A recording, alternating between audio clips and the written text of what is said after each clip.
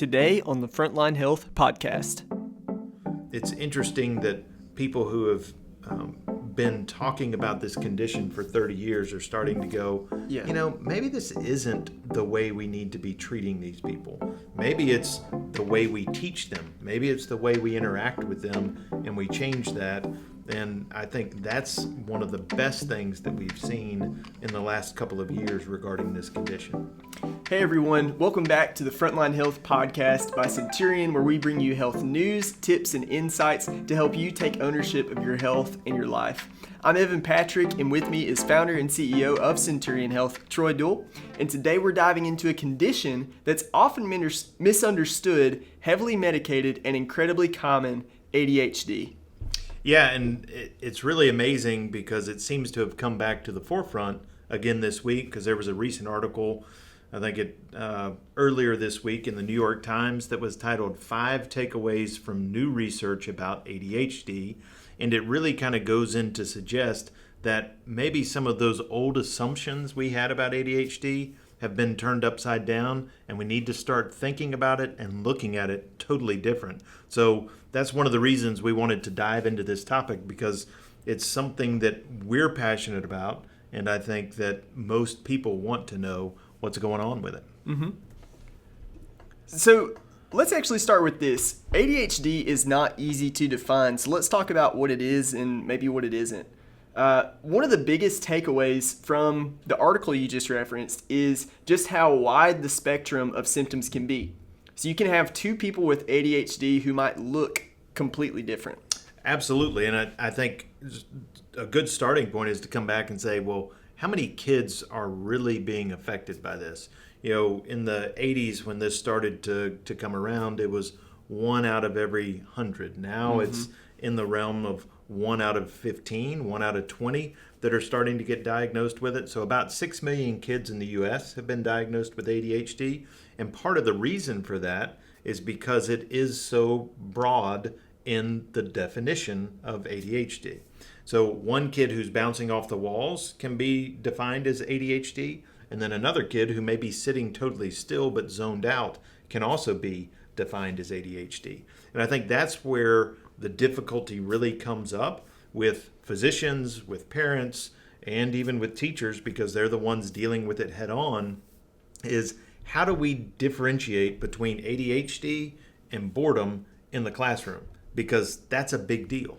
Yeah, and I think so many people have questioned themselves, wondering if they're ADHD when they've had issues with focus or getting distracted or whatever the case may be, because everyone deals with those things at some point or another. Which is a great point, because we saw during COVID that the increase in ADHD testing and the people who thought they had ADHD went up about 20% year over year from the time before, where same people, but they were put into a different environment where maybe they have their kids at home and they're trying to work. Yeah. Of course you're going to have ADHD. You can't focus near You're as well. overstimulated. That's right. When you have kids around or you have more distractions, and hey, I can go ride my bike now, or I can sit here on a computer and do some work.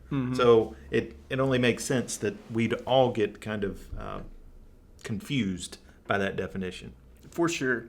And the more we learn, the more we realize that what we used to call ADHD, it might actually not just be ADHD, but a cluster of conditions or responses to different environments, as you kind of just hinted at. For context, I don't think a lot of people understand how ADHD and many other mental health conditions are actually diagnosed by physicians. A doctor sits down with a child and their parents, they ask them a series of questions. And even as a former teacher, I've had to fill out questionnaires for kids that potentially had ADHD to help with the doctor's diagnosis. They try to get feedback from parents and teachers and other people who are around their kids, around those kids. My observation of them as a high school teacher was limited to 1 hour per day, and it was history class. So lo and behold, a lot of those kids are going to zone out, right? History is not always the most riveting thing to every kid. So Troy, what do you think are some of the shortcomings of this method where we're diagnosing kids and putting them on medications based on questionnaires? Yeah, I think that medication piece is really the scariest part, because we're not just putting them on medications, we're putting them on Adderall, which is speed. I mean, it's a stimulant. So it's something that can be devastating to people's health and has had devastating consequences. The other issue is boys are different from girls. I know that is a huge realization and a big piece to share this day and age, but boys are different than girls. And you're right. If there's a class that a boy's in and he's bored or doesn't like, boys are naturally more fidgety. They like to get up out of their seat. Yeah. They're more active. So I think the school system is a very difficult place to do that. And then if you lump in the fact that as a teacher, what you really wanted was order, and you wanted people to stay in their seats, because if they're out of their seats, you really can't get things done. You can't let 30 kids all be doing their own thing. You've got to get everybody on the same page. Exactly. So yes, if that's the case, and that's the standard of the questionnaire you're looking at of, is this kid getting out of their seat over and over, then yeah, that's a little different from the others. But I think there are other ways that we can go in and change that. Yeah. Because schooling and the school system and the way we've set it up really is not a benefit to those kids, especially boys, who are more active and maybe have a greater creativity to them. I think there was one study that they shared from the University of Central Florida where they sat the same kid in front of a video screen, and they were talking about math, and they sat him in front of Star Wars. Well, in front of Star Wars, while he was sitting there, he didn't fidget, he didn't do anything, he was totally in tune with what was going on. Where the same kid, when he was watching 10 minutes of math, was spinning in his chair, was playing with his pencils, playing the drums, doing all kinds of things. Yeah. But it was all a matter of what really drew his attention. And I mean, let's be honest, who wouldn't rather watch Star Wars than math? Yeah. And if they can focus on something like that, it's probably not an attention issue. Mm-hmm. It's a boredom issue more than anything else. 100% agree. And if you would have asked me when I was a teacher, I would have told you that I had a lot more kids with ADHD after lunch. Oh, because those definitely. classes after lunch were always brutal. Kids, they've had lunch, they've got some energy, they're ready to go home for the day, and That's right. they start to act out because they're bored from having been sitting still all day in classrooms. Sure. Yep, for sure. So do you want to talk about how our understanding has shifted in recent years? Yeah, I think that article did a great job of really stepping in and showing that doctors who 30 years ago thought this was the way, this is the truth, have now started to shift their thinking. And it really wasn't necessarily that everything was wrong with what they were talking about, but it was kind of incomplete. And that we're learning that the ADHD piece really is more about our environment and how we interact with our environment than it is necessarily an issue or a condition of that kid. And I think as we continue to grow and see those things, it's interesting that people who have been talking about this condition for 30 years are starting to go, maybe this isn't the way we need to be treating these people. Maybe it's the way we teach them. Maybe it's the way we interact with them, and we change that. And I think that's one of the best things that we've seen in the last couple of years regarding this condition. Yeah, I mean, this really speaks to what science is big picture in general, right? You can think of countless examples from in the past when there have been certain medical conditions that were treated a certain way. I mean, for goodness sake, we used to drain people of their blood thinking that was going to help cure them of smallpox, and a lot of people ended up dying like that. So as we learn more knowledge, we have to change the way that we're treating things and be humble enough to admit, hey, we were wrong before, this is what we can do moving forward. And I think that's key, is that we've got to be willing to admit that we were wrong. And I think the other key is, as a parent, if you're going in and you've got a kid who maybe they've labeled as ADHD, really standing up for your kid and saying, hey, I don't know that he's ADHD as much as he is bored and he needs to interact in different ways, and try to come up with those parameters of, don't just fall for whatever box they're trying to put your kid in, and don't fall for whatever the medical community is saying. You know your kid better than that doctor does. You know your kid better than anything else. And if you've got a gut feeling that whatever's going on isn't right, then go with that gut and really start to push back a little bit. Yeah, and to be fair, there are a lot of teachers out there who are coming up with just some really creative ways to help kids learn in all kind of different ways. But at the end of the day, it's hard to compete with TikTok. Yep, it is. Very hard.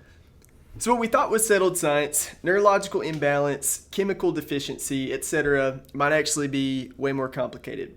Researchers are now looking at how environmental factors like parenting, school structure, even diet and stress could play just as big a role as brain chemistry.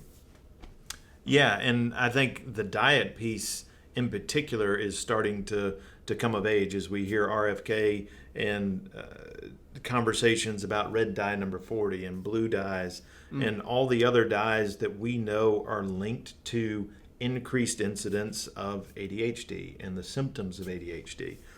We know that increased levels of sugar intake have an effect on people. So all these pieces we need to put in place, and the environmental toxins, if you have high levels of mold exposure, then sometimes that can come out as a ADHD type symptom, or if you have low levels of iron, there can be ADHD symptoms associated with that. So I think it's one of those things that we don't need to just think in this tiny little piece, but we need to start looking at that child as a whole before we throw this label of ADHD on them and see if we can get to the root cause of these problems and not just throw a medication at them. Mm-hmm.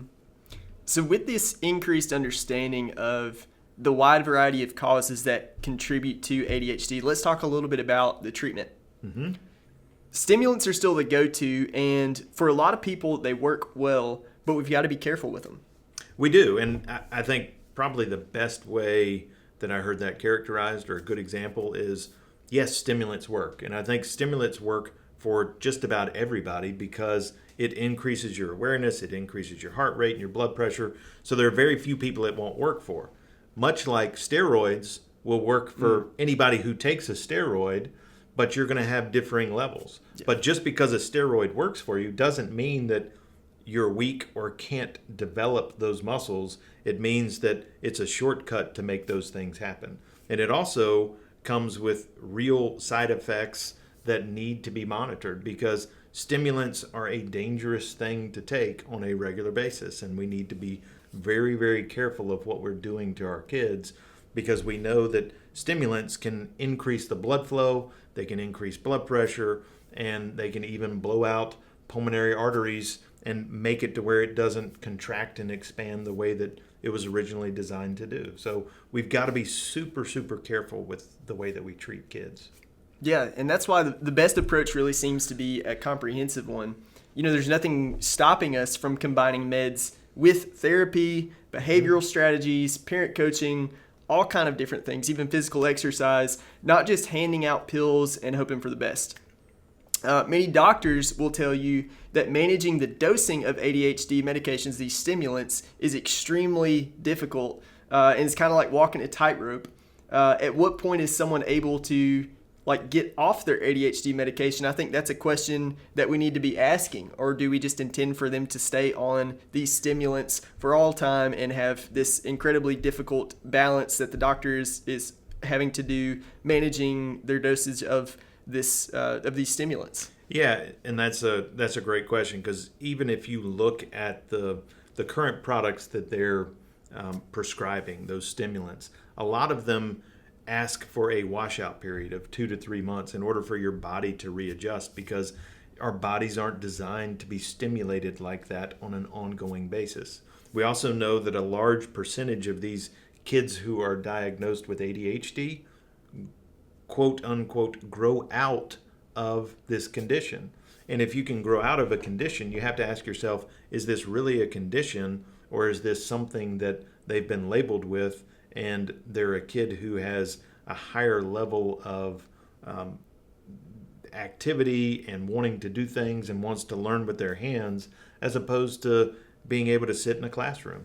Mm-hmm. And I think we have to ask those questions because we do live in that age where everybody's got a phone at their fingertips. You've got TikTok, you've got videos, you've got games.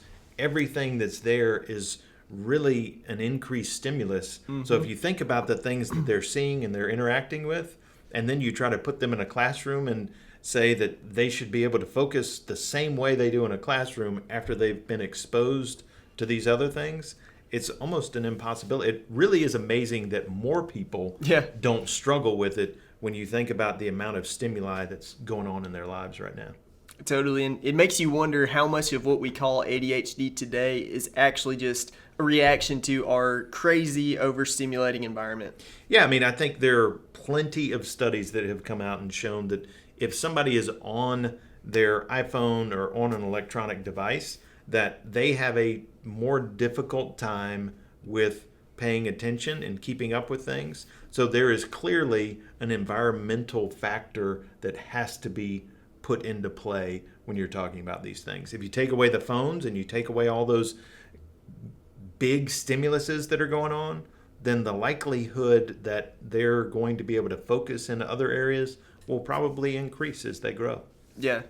I think a prime example of this is the way that children's entertainment has been changing. I mean, have you ever seen a child watch Coco Melon, for example? And anyone who has can attest to the fact that our children's entertainment today, the new stuff that's being created is designed to keep them as stimulated as possible. They have these fast cuts, and it's just so different from what I remember growing up on with like Mr. Rogers teaching me how to be a good neighbor, talking to the mailman, just this very calming sort of, yes, entertaining presence, but just calming and nothing like what we're seeing with kids' TV shows today. Absolutely, and I think it's a great case in point. I'm sure we've all been out to restaurants or we've been in other places where maybe the kid is really, really ramping up his activity.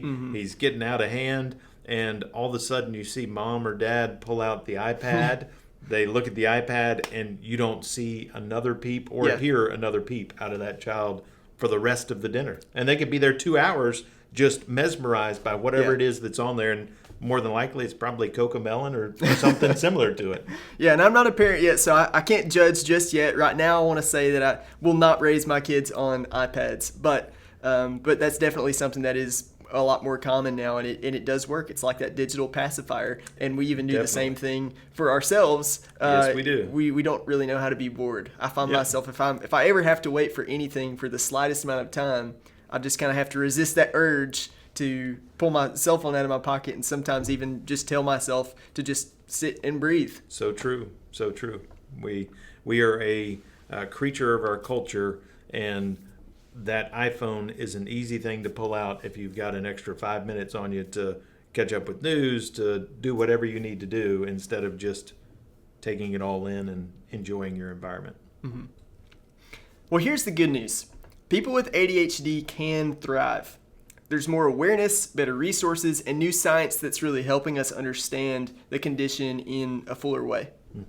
That is so true. And there have been studies that have come out that have shown that a lot of the higher performing entrepreneurs, a lot of the higher performing men in military or women in military were diagnosed with ADHD. And it really kind of makes sense because they're able to take on a lot of stimuli at the same time and also be able to process it and then move forward. And I think it's probably time that we begin to celebrate some of those differences and celebrate the opportunity that these people can come up with. Because if you think about an ER doctor, they are easily distracted, and thankfully they are, but they're able to keep all that stuff together.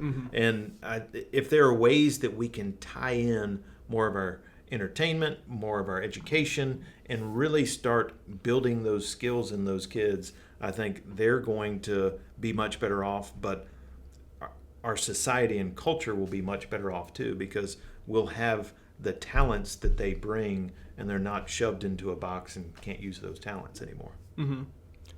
So how do you think parents of children with ADHD can help their children thrive? I think the first thing is don't shame them when something's going on. Find physical ways to take out some of that energy, especially if they're a boy, and learn how to teach them with a more hands-on approach of things.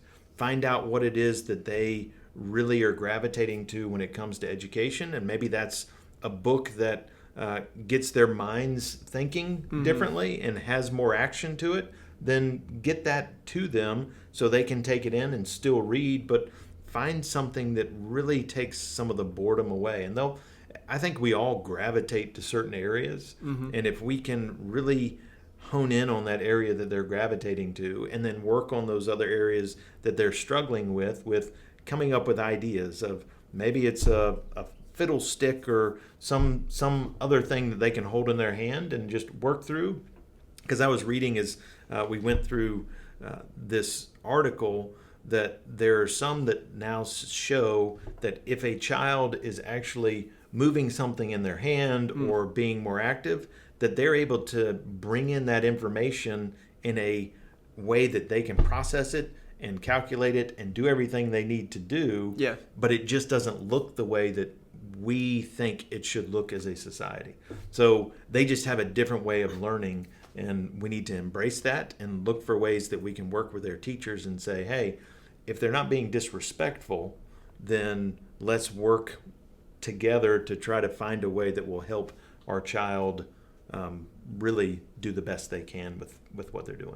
Yeah, and that's really good advice for anybody. I've never been diagnosed with ADHD, but I've always done a lot better when I have a job or a task to do, something to keep me from being idle and to give me sort of a purpose. Yeah. So if you're a parent or a teacher or someone with ADHD, we hope that this conversation encourages you to keep asking questions as we continue to learn more about what this condition really is and how we can, help people with it. Don't settle for this one-size-fits-all diagnosis or treatment plan. Yeah, I think that's a great point. And, one of the biggest things we can do is really be an advocate for our kids or for our family members and understand if something doesn't feel right, that we need to speak up and we need to talk about ways that we think would be better suited for our kids, because we certainly know our kids and we know our family members better than a doctor does or even a teacher does. We'll link the articles we talked about in the show notes, so check those out. And if you got something out of today's episode, be sure to share it with a friend or leave us a review. It helps us reach more people. Thank you for listening to this episode of the Frontline Health Podcast by Centurion. As always, we encourage you, go out today, take ownership of your health, because you are your best health advocate. Till next time. If you enjoyed what you heard today on the podcast, please consider leaving us a review. We would love to hear your feedback and connect with you further. You can also follow us on Instagram, X, TikTok, and YouTube. And for safe, effective, and affordable health and wellness products made in the USA, visit www.centurion.health. Thanks for listening. We'll see you next time.